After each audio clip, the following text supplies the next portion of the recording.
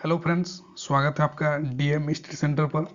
आज हम लोग और एक सीडीपी पेपर को डिस्कस करेंगे जो सी टेट एग्ज़ाम के लिए।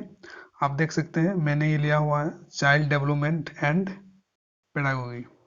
आपका चाइल्ड डेवलपमेंट एंड पेडागोगी का पेपर को लिया है। और अगर आपने पहले वाला वीडियो नहीं देखा, इसके पहले मैंने दो लेक्चर सीडीपी पर मैं ऑलरेडी डिस्कस कर चुका हूँ।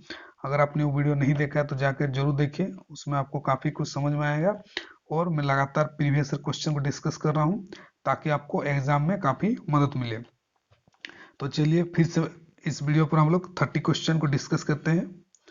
तो आप देख सकते हैं कि यहाँ पर आप देख सकते हैं ये आपका both English and Hindi, English और हिंदी दोनों क्वेश्चन दिया हुआ है और हम वन बाय वन सारे क्वेश्चन को डिस्कस करेंगे। तो इसमें जो है आपका क्वेश्चन देख सकते हैं वो है development from central part of the body towards peripheries और एक्सट्रीमिटी डेनोट्स द, मतलब शरीर के केंद्र भाग से परिधियों या अग्रांगों की ओर का विकास दर्शाता है। क्या दर्शाता है आपका जो आपका डेवलपमेंट है फ्रॉम सेंट्रल पार्ट, सेंट्रल से जो part of the body towards periphery, periphery मतलब होता है आपका केंद्र से बाहर की तरफ जो डेवलपमेंट होता है उसको क्या कहते हैं। यहाँ लिखा हुआ डिनोट्स द, मतलब क्या कहा जाता है, क्या दर्शाता है। तो इसका जो है आपका सही आंसर है आपका वन का, वो है आपका 3 नंबर। मध्य बाह्य विकास के सिद्धांत को, मध्य बाह्य प्रिंसिपल ऑफ प्रॉक्सी मॉडिस्टल डेवलपमेंट आपका इंग्लिश में यह दिया हुआ है और हिंदी में आप देख सकते हैं मध्य बाह्य विकास सिद्धांतों को कहा जाता है। मध्य मतलब आपका जो हो गया सेंट्रल हो गया, और बाह्य जो सेंट्रल से आपका बाहर तरफ आउटसाइड जो आपका डेवलपमेंट होता है उसको मध्य बाह्य विकास सिद्धांत कहा जाता है। तो इस तरह से 3 number is the correct answer. इसी तरह के क्वेश्चन कई बार एक दो क्वेश्चन सीटेट एग्जाम में टफ पूछे जाते हैं।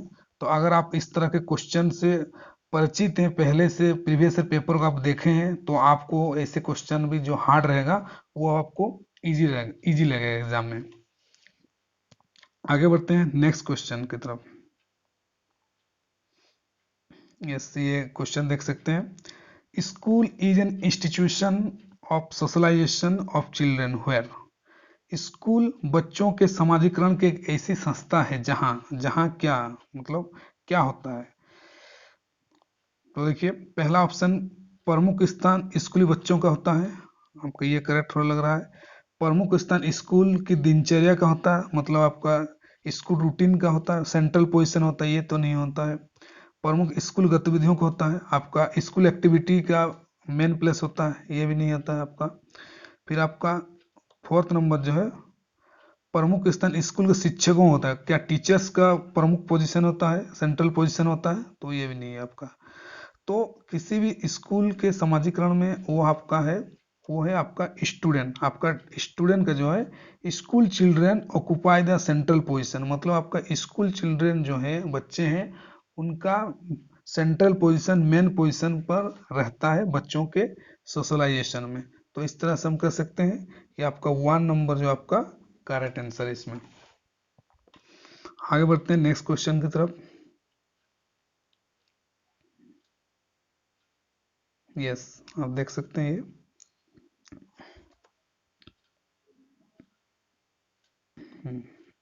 देखिए जब आप एक शिक्षक समूह से जुड़ जाते हैं और अपने समूह के अन्य लोगों की तरह पोशाक धारण करने लगते हैं तो आप प्रदर्शन कर रहे होते हैं, प्रदर्शन कर रहे होते हैं, मतलब आप एक टीचर्स के समूह में जुड़ जाते हैं और आप भी जो बाकी टीचर्स हैं उसी तरह के आप भी कपड़ा जो क्लोथ्स पहनना आप स्टार्ट कर देते हैं।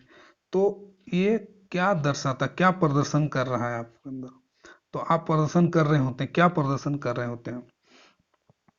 तो देखिए समूह की पहचान, फिर ये समूह आज्ञाता मतलब ओबीडियंस आप दिखा रहे हैं, या समूह निर्देशन पालन करने कंप्लायंस आप दिखा रहे हैं, नहीं।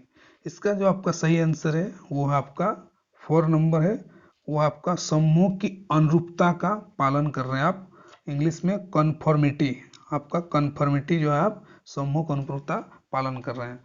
तो 4 number is the correct answer है आपका। आगे बढ़ते हैं क्वेश्चन नंबर 4, आप खुद से क्वेश्चन को देख सकते हैं। किसी तरह के क्वेश्चन सीटेट में कई बार क्वेश्चन जो डायरेक्ट आपका प्रीवियस ईयर क्वेश्चन से पूछ दिया जाता है। अगर आप प्रीवियस ईयर पेपर को प्रैक्टिस नहीं किए हैं तो हो सकता है एग्जाम में आपको डिफिकल्ट लगे। तो देखिए क्वेश्चन नंबर 4 दिया है, the concept of object permanence is attend during the Piaget's stage of develop. मतलब पियाजे के किस स्टेज के थ्योरी, पियाजे ने जो थ्योरी दिया उन्होंने अलग अलग स्टेज है आपका, सेंसीमोटर है, इस तरफ देख सकते हैं, प्री ऑपरेशन स्टेज है, कंक्रीट ऑपरेशन फॉर्मल स्टेज है। तो कौन सा स्टेज में जो है आपका वस्तु की स्थायित्व अवधारणा, मतलब ऑब्जेक्ट परमानेंस, ऑब्जेक्ट जो बच्चों का जो किसी वस्तु को देखते हैं तो उनका मन में पूरा चित्र जो है आपका परमानेंस बन जाता है। तो वो पियाजे के किस स्टेज में आता है वो आपका। तो 4 नंबर जो है आपका सही आंसर है, वो है 1 नंबर आपका सेंसरी मोटर स्टेज के अंदर, जो हिंदी में बोले तो संवेदी गामक स्टेज के अंदर ये आपका परमानेंस, ऑब्जेक्ट परमानेंस बन जाता है। सेंसरी मोटर जो स्टेज है आपका सेंसरी मोस्ट स्टेज आपका जीरो से 2 इयर्स के अंदर आपका सेंसरी मोटर स्टेज होता है। तो आपका 1 number is the correct answer. आगे बढ़ते हैं नेक्स्ट क्वेश्चन।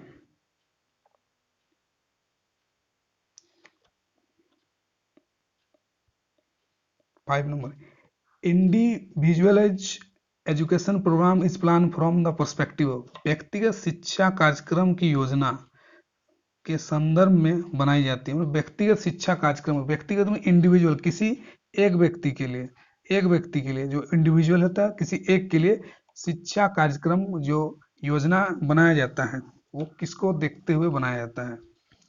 तो 5 का जो आपका आंसर आपका 2 नंबर, वो है आपका बाल केंद्रित शिक्षा कार्यक्रम, चाइल्ड सेंटर, मतलब बच्चा को ध्यान में रखते हुए एजुकेशन जो है प्रोग्राम बनाए जाते हैं। तो इस तरह से आपका 2 नंबर जो है वो आपका करेक्ट आंसर है। आगे बढ़ते हैं नेक्स्ट क्वेश्चन की तरफ।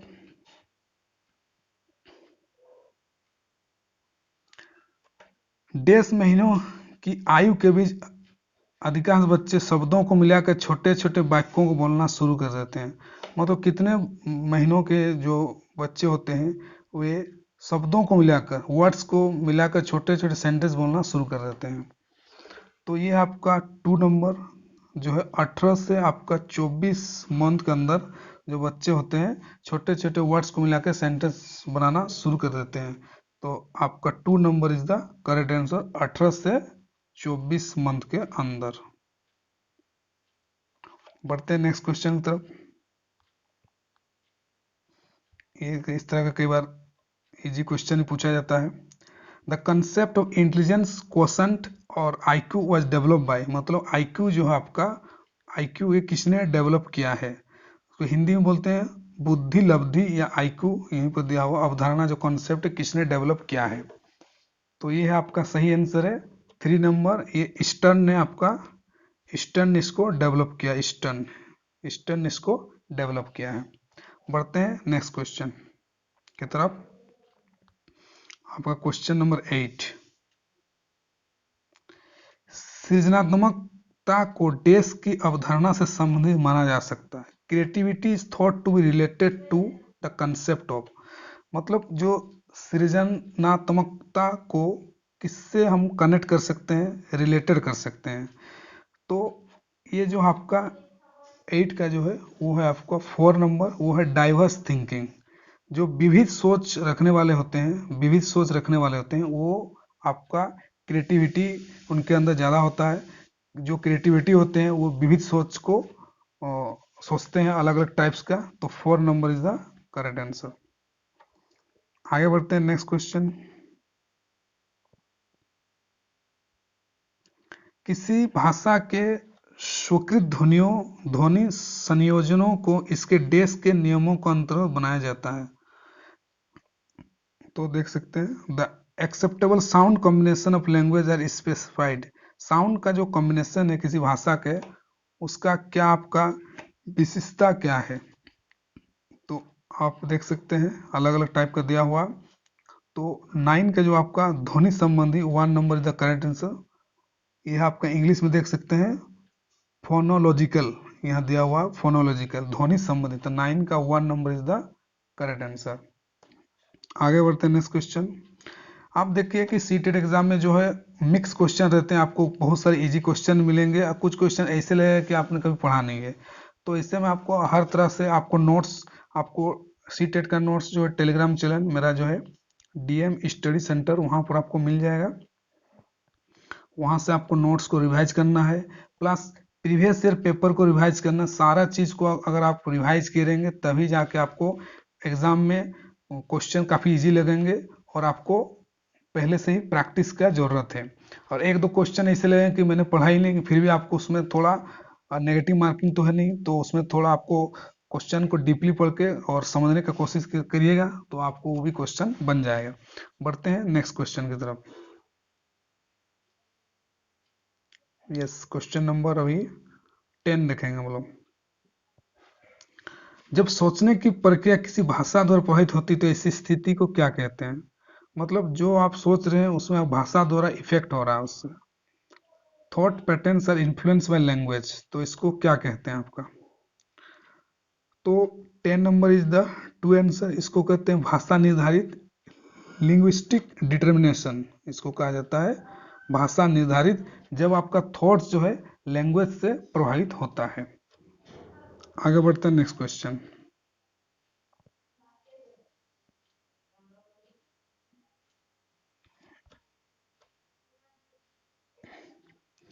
अपने अनुभव और लक्षणों के आधार पर उपकरणों में खराबी के कारण परिक्रमा का परीक्षण कर रवि उपकरणों को मरम्मत करता है, यह उपयोग करता है। Ravi repairs appliances by testing hypothesis about the cause of the malfunctioning based on his experience। मतलब वो जो आपका कई सारी वस्तुओं चीज़ों को उपकरणों को इलेक्ट्रिकल या कुछ भी चीज़ों को वो ठीक कर लेता है, जो भी चीज़ खराब है वो अपने एक्सपीरियंस के कारण वो ठीक कर लेता है। तो वो क्या अपना माइंड क्या यूज कर रहा है, किसके सहायता से वो चीज़ों को ठीक कर पा रहा है? वो एक तो अपना एक्सपीरियंस से वो कई सारी चीज़ों को ठीक कर पा रहा है। तो इस विधि को क्या कहेंगे? तो ये है आपका 11 का, वो है आपका 4 नंबर अनुमानी विधि, जो इंग्लिश में है ह्यूरिस्टिक मेथड, जो यानी ह्यूरिस्टिक लिखा हुआ है। तो अनुमानी विधि के मतलब अनुमान के तौर पर अपना एक्सपीरियंस जो पहले से कहीं देखा सीखा है उसको यूज करते हुए कई सारी चीज़ों को ठीक कर लेता है, तो इसे हम अनुमानी विधि इज द करेक्ट आंसर। आगे बढ़ते हैं नेक्स्ट क्वेश्चन। दिव्या अक्सर निर्देशित कार्यों को छोटे छोटे हिस्सों में विभाजित कर आसान बना लेती है, उपयोग करती है। वो क्या उपयोग करती है? मतलब दिव्या जो often divide the assign job, कोई उनको कोई काम दिया है तो उसको क्या करती, इन इसको जॉब इनटू स्मॉल टास्क, उसको छोटे छोटे टास्कों में उसको तोड़ देती है और वो सी कैन हैंडल इजीली, और उसको आसानी से वो कर लेती है। तो वो किस चीज को फॉलो कर रही है, क्या मेथड फॉलो कर रही है, क्या प्रक्रिया फॉलो कर रही है, ये हम कह सकते हैं। तो 12 का जो है आपका 3 number is the correct answer. वो आपका उपलक्ष्य विश्लेषण विधि, जो बोले सब गोल एनालिसिस, मतलब गोल उसको कोई मिला है तो उस गोल को पहले से वो छोटे छोटे टुकड़ों में तोड़ देती है और फिर अपने गोल तक वो पहुंच जाती है। तो 3 number is the correct answer आपका। बढ़ते हैं नेक्स्ट क्वेश्चन की तरफ।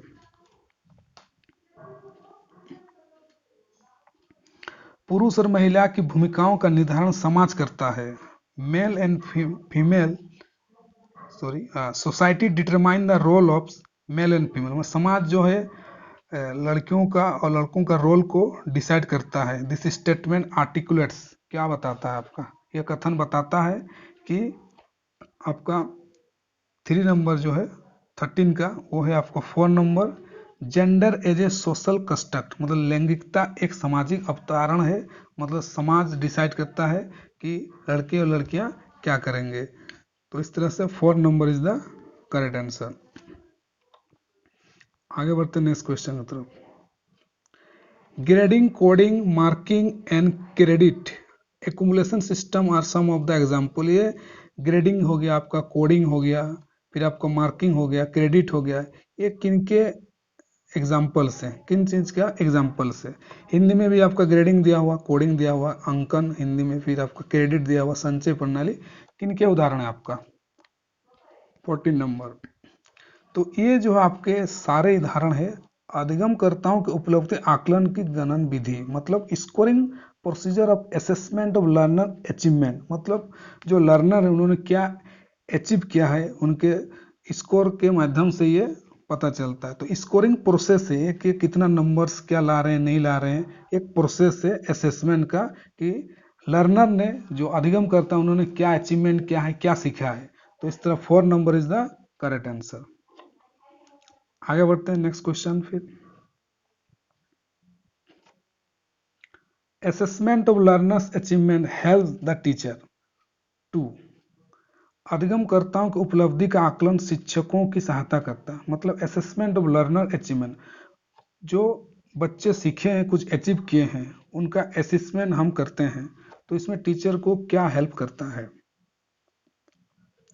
तो इसमें हेल्प करता है आपका 2 number evaluate the effectiveness of pedagogy, शिक्षण अधिगम विधियों की प्रभावशीलता का मूल्यांकन। मतलब कोई टीचर जो स्टूडेंट को पढ़ा रहे हैं तो उनका जो पढ़ाने का मेथड है, तरीका है, वो इफेक्टिवनेस है कि नहीं है। इससे ये पता चलता है कि अगर स्टूडेंट बेहतर रिजल्ट कर रहे हैं, अच्छे से पढ़ाई कर रहे हैं, उनका अचीवमेंट अच्छा हो रहा है, तो इसका मतलब ये है कि टीचर का जो पढ़ाने का टेक्निक से उनका जो आपका पेडागोगी है, पढ़ाने का तरीका है, वो बेहतर है। तो उनको एक इवेल्युएट करने का ये तरीका है।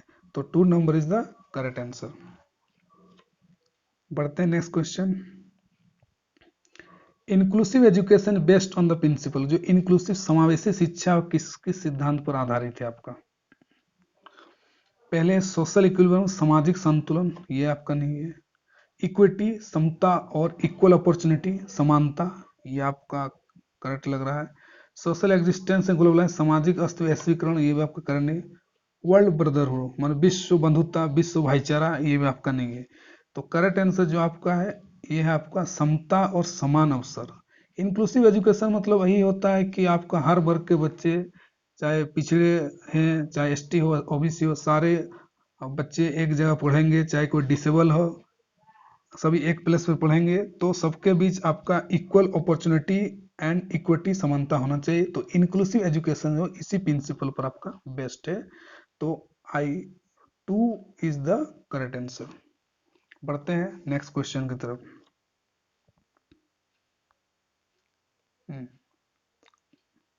ये क्वेश्चन एक तो आपका डायरेक्ट दिया हुआ है, the rights of person with disability act has been enacted in there, मतलब ये एक्ट जो अधिनियम है दिव्यांगजन अधिकार अधिनियम कब लागू किया गया है। तो आप देख सकते हैं, आप खुद से भी ट्राई कर सकते हैं। तो राइट टू एजुकेशन जो है आपका है, जो नॉर्मल चिल्ड्रेन है उनके लिए जो आपका 6 to 14 ईयर्स से जो नॉर्मल चिल्ड्रेंस हैं उनके लिए राइट टू एजुकेशन में, और जो आपका डिसेबल है उनका जो है आपका 6 to 18 ईयर्स के लिए है। जो आपका डिसेबल चिल्ड्रेन के लिए 6 to 18 ईयर्स से। तो ये जो आपका एक्ट वो लागू किया गया है वो है आपका 4 नंबर, आपका जो है 2016 में ये एक्ट को लागू किया गया है। तो 4 नंबर करेक्ट आंसर आपका। बढ़ते हैं next question.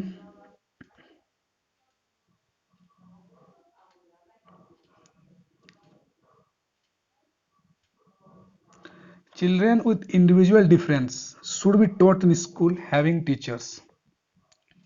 Children individual difference मतलब आपका जो व्यक्तिगत विविधता बच्चों में पाई जाती है, शुड बी टॉट पढ़ाया जाना चाहिए इन स्कूल हैविंग टीचर्स, तो विधा होना चाहिए जहाँ शिक्षक, वहाँ शिक्षक किस तरह से पढ़ा सकते हैं जब बच्चों में ज़्यादा इंडिविजुअल डिफरेंस हो। तो देखते हैं क्वेश्चन के क्या कुछ ऑप्शन है। To teach the different section of classroom based on the individual, व्यक्तिगत विविधता वर्गीकृत कर कक्षाओं को विभिन्न वर्गों में पढ़ा सके, मतलब अलग अलग क्लास में पढ़ा सके, ये आपका गलत आंसर है। तो train to use different pedagogy to meet their diverse learning needs, तो ये जो आपका 2 नंबर आपका करेक्ट आंसर है 18 का, कि विविध अधिगम आवश्यकता कौन से विभिन्न शिक्षण अधिगम प्रविधियों का प्रयोग करने में प्रशिक्षित हो। मतलब ट्रेन टू डिफरेंट पेडागोगी, मतलब अलग अलग पेडागोगी के सहायता से वो डाइवर्स लर्नर जो है, जो बच्चे सीख लें अलग अलग बैकग्राउंड से, लर्निंग नीड्स को फुलफिल कर सके। तो इसलिए उस तरह हिसाब से टीचर्स को भी ट्रेन होना चाहिए कि हर तरह के बच्चों को, हर तरह के इंडिविजुअल डिफरेंस के बच्चों को पढ़ा सके। तो 2 number is the correct answer. आगे बढ़ते हैं नेक्स्ट क्वेश्चन। अभी मैंने कहा था उसी के रिलेटेड क्वेश्चन पूछा है। The right of children to free and compulsory education act 2019 क्या है? Ensure the right of children with disability और टू फ्री एजुकेशन फ्रॉम, मतलब जो आपका 2009 के दिव्यांग बच्चों निःशुल्क शिक्षा का सुनिश्चित करता है, कितने साल के लिए? अभी मैंने आपको बताया वो है आपका 6 to 18 ईयर्स। वो आपका 6 से 18 साल के लिए आपका जो है बच्चों को, आपका दिव्यांग जो बच्चे हैं उसको 6 to 18 ईयर्स के लिए है, और नॉर्मल बच्चे जो हैं उनके लिए आपका 6 to 14 ईयर्स के लिए आपका है फ्री एंड कंपल्सरी एजुकेशन। बढ़ते हैं नेक्स्ट क्वेश्चन की तरफ।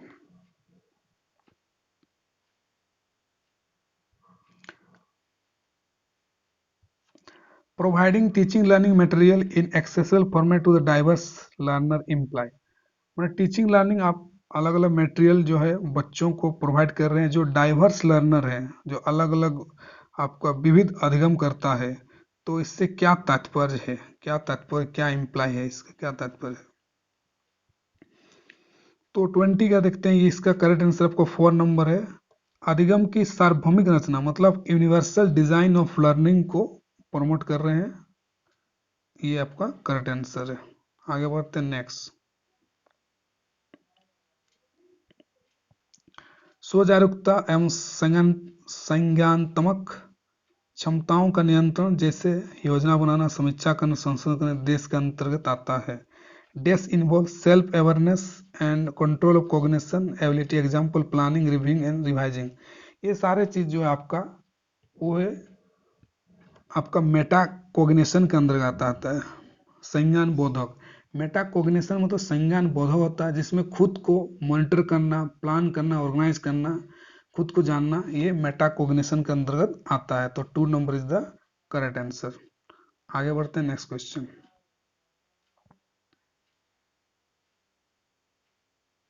When children think to interpret the received information according to their experience is called, क्या कहलाता है? जब बच्चे प्राप्त की सूचना को व्याख्या करने के लिए अपने अनुभवों के आधार पर सोचते हैं, मतलब अपने एक्सपीरियंस के आधार पर सोचते हैं, तो उससे क्या कहा जाता है? तो इसका जो आपका सही आंसर है वो आपका 4 नंबर, वो है मूर्त सोच, कंक्रीट थिंकिंग। जो बच्चे अपने अनुभव के आधार पर, जो बच्चे कहीं से देखें सीखें उसके आधार पर जब किसी चीज को व्याख्या करते हैं, एक्सप्लेन करते हैं, तो उसको कॉन्क्रीट थिंकिंग कहा जाता है, मूर्त सोच। तो 4 number is the correct answer. आगे बढ़ते हैं नेक्स्ट क्वेश्चन।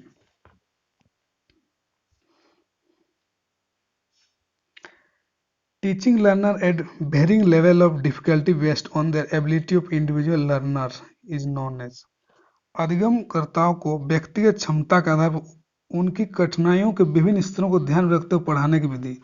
मतलब जो है बच्चों के आपने व्यक्तिगत क्षमता देखा कि वो कितना लेवल पे है, कौन सा बच्चा तेज है, कौन सा वीक है, और उस हिसाब से उनको आप पढ़ाना स्टार्ट किए। तो इस विधि को हम क्या कहेंगे? नॉन एज, इस मेथड को हम क्या कहेंगे? तो इसका जो आपका सही आंसर है आपको 1 नंबर, विभेदी अनुदेशन, मतलब डिफरेंशिएटेड इंस्ट्रक्शन, मतलब आपने अलग अलग इंस्ट्रक्शन आपके अनुदेशन के सहायता से आप बच्चों को पढ़ाएंगे। तो 1 number is the correct answer.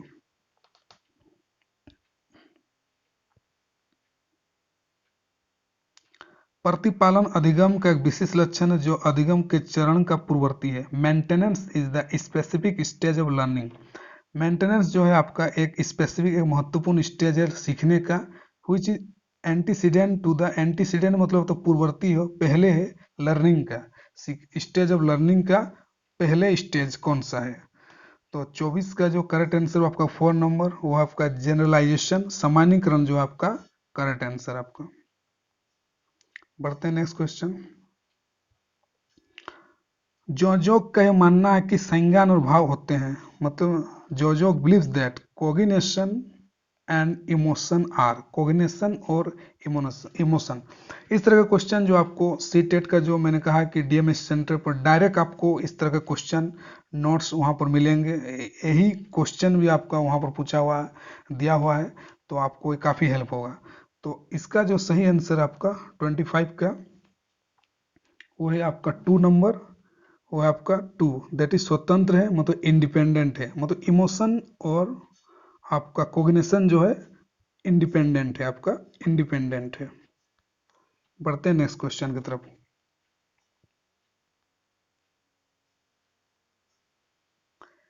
A teacher is teaching children by demonstration of tasks to correct the performance of an already learned task. He is using the DASH method of the teaching. मतलब एक शिक्षक जो है पहले से सीखे कार्यों में सुधार करने के लिए शिक्षक बच्चों को प्रदर्शन देकर सिखा रहे हैं। मतलब पहले से ही बच्चों टीचर ने बच्चों पहले कुछ उन लोगों को पहले से पढ़ाए हैं, उसके बाद फिर से टीचर पढ़ा रहे हैं, वो भी डेमोस्ट्रेशन के साथ, मतलब कुछ दिखाते हुए पढ़ा रहे हैं, जो कि पहले ऑलरेडी टीचर जो स्टूडेंट को वो टॉपिक पढ़ा चुके थे, फिर से वो डेमोस्ट्रेशन करके दिखा रहे हैं। तो इस विधि को जो है he is using this method of teaching. तो कौन सा विधि यूज कर रहे हैं, तो बोलिए इसका क्या आंसर होगा। 26 का जो है सही आंसर वो आपका 4 नंबर है, वो है आपका प्रतिरूपण, दैट इज मॉडलिंग। इसको कहा जाता है मॉडलिंग मेथड बोला जाता है, जब टीचर पहले से पढ़ाए हुए पाठ को फिर से डेमोस्ट्रेशन के मेथड से पढ़ाएंगे। बढ़ते हैं नेक्स्ट क्वेश्चन की तरफ।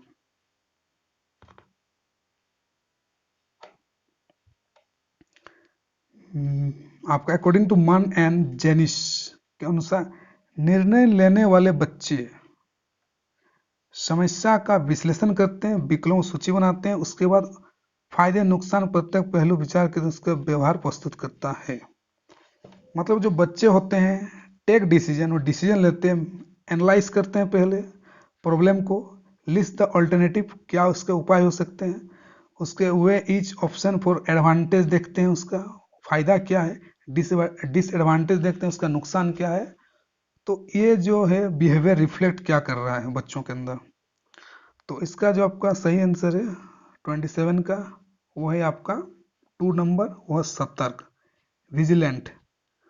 विजिलेंट जो है सतर्क जो रहते हैं वो इन चीज़ों को एनालाइज करते हैं। तो 2 number is the correct answer. बढ़ते हैं नेक्स्ट क्वेश्चन की तरफ। In a does thinking a child as a problem solver evaluate the truth और लाइक्लीहुड ऑफ स्टेटमेंट। थोड़ा हिंदी भी देख लेते हैं। एक समस्या से बच्चा डेस के विचार के आधार पर कथनों की सच्चाई एवं संभावना का मूल्यांकन करता है।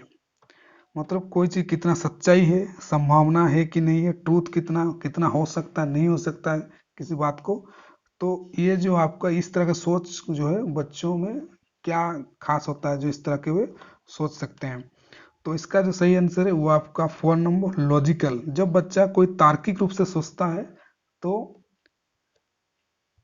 वो किसी चीज का सही या क्या संभावना इस चीज को वो सोच पाता है। तो आपका लॉजिकल जो है आपका करेक्ट आंसर है। बढ़ते हैं नेक्स्ट क्वेश्चन।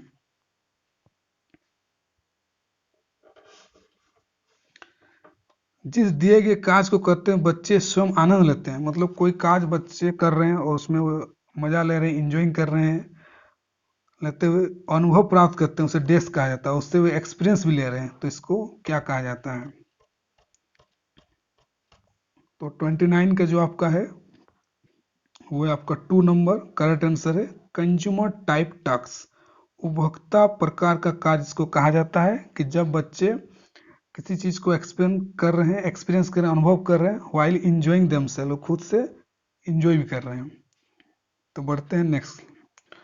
और ये जो है आपका लास्ट क्वेश्चन है आज के सेशन का। Multi sensory approach in teaching learning is the simultaneous use of visual. मतलब बहुसम्मति शिक्षण अधिगम की प्रविधि में अधिगम समझ हेतु, मतलब मल्टी सेंसरी अप्रोच, मतलब आपका बॉडी के सब अलग अलग भावों का पूरा यूज करें। जैसे विजुअल आप यूज करें, मतलब आंख का इस्तेमाल कर रहे हैं, ऑडिटरी आप कान से सुन रहे हैं, टेक्टाइल जो आप जो है स्पर्श आप टच भी कर रहे हैं हाथ से, and these senses to enhance learning, आप सब चीज़ों के इनहेंस मतलब आपको लर्निंग को बढ़ाने के लिए आप सीख रहे हैं, तो इसको क्या कहेंगे इस अप्रोच को। 30 नंबर वो आपका 1 नंबर गति बोधक इसको कहा जाता है, काइनेस काइनेस्थेटिक इसको कहा जाता है, काइनेस्थेटिक। काइनेस्थेटिक मतलब बॉडी की जो भी पार्ट्स है, आंख कान नाक, उसको इसके अंदर यूज किया जाता है, तो आपका 1 number is the correct answer. तो आई होप आपको ये सेशन अच्छा लगा है। इस तरह से हम लोगों ने पूरा 30 क्वेश्चन को डिस्कस कर लिया है, और मुझे आशा है कि आपको जरूर पसंद आया होगा, और कमेंट करके जरूर बताइए कैसा लगा सेशन। नेक्स्ट क्लास में किसी और टॉपिक पर हम लोग डिस्कस करेंगे, चाहे हिंदी इंग्लिश हो या कोई ईवीएस हो या साइंस का। साइंस का ऑलरेडी मैंने एक चैप्टर को डिस्कस कर लिया है, अगर आपने नहीं देखा जाके जरूर देखिए। और इसी तरह का आप वीडियो के लिए सीटेट के प्रिपरेशन से जुड़े रहिए डीएम स्टडी सेंटर के साथ। मिलते हैं किसी और वीडियो के साथ। Thank you so much.